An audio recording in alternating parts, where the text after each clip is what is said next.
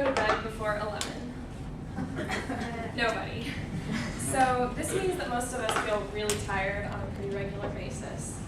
And so what do we do when we wake up and we can't seem to get out of bed and feel motivated? Well, you might turn on your coffee pot, you might take your laundry money and go get some energy drinks or sodas out of the vending machine, or you might even risk being late to class to go to Starbucks. As college students, we feel that caffeine is sometimes the only thing that gets us through. I mean, it does really help with our late nights and 7:40 classes. But I wonder if any of you ever consider the effects that caffeine has on your health. I know I do.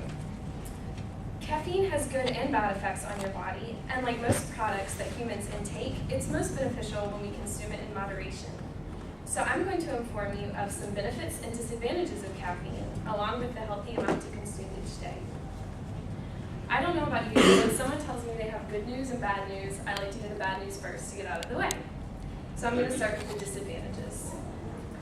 First is people who consume a lot of caffeine. I'm not talking about like your couple mugs of coffee. I'm talking about people that have a mug of coffee after every class, energy drinks all night. People that consume a lot have higher rates of depression because if you've noticed when you drink caffeine, it always is followed with a crash.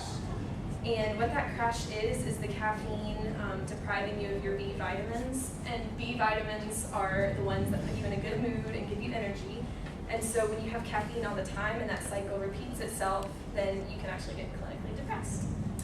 Secondly is caffeine withdrawal. I don't know if any of you are used to drinking caffeine all the time and then you suddenly go a day without it, but I know when I do, I get a massive headache and it just makes you want to crawl under a rock, and so that's another disadvantage. According to the online article, Benefits and Side Effects of Caffeine, common disadvantages to caffeine are restlessness, nausea, difficulty sleeping, upset stomach, dehydration, and irregular heartbeats.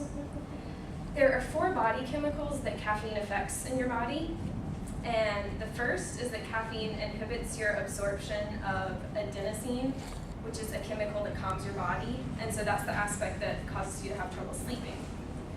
The second is caffeine injects you with adrenaline, which gives you that temporary rush, but then it actually leaves you more tired when it wears off. Thirdly, caffeine increases cortisol, which is the stress hormone. And lastly, it increases dopamine, which is a chemical that makes you feel good, but low later. And this is the aspect that leads to physical dependency on caffeine.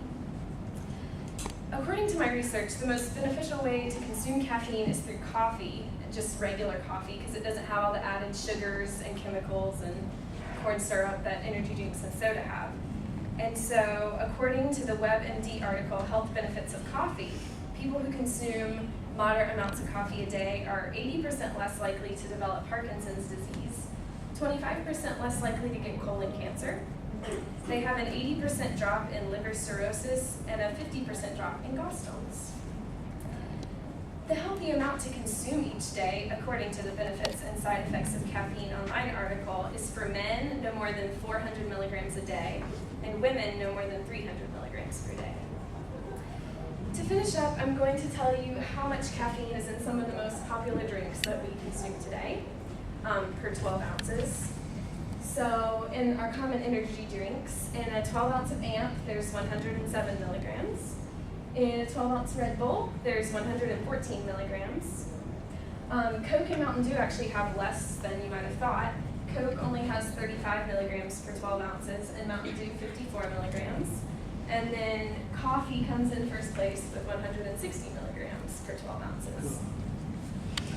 So in conclusion, I'm sure a lot of you are relieved that what I'm not saying is you have to give up caffeine to be healthy.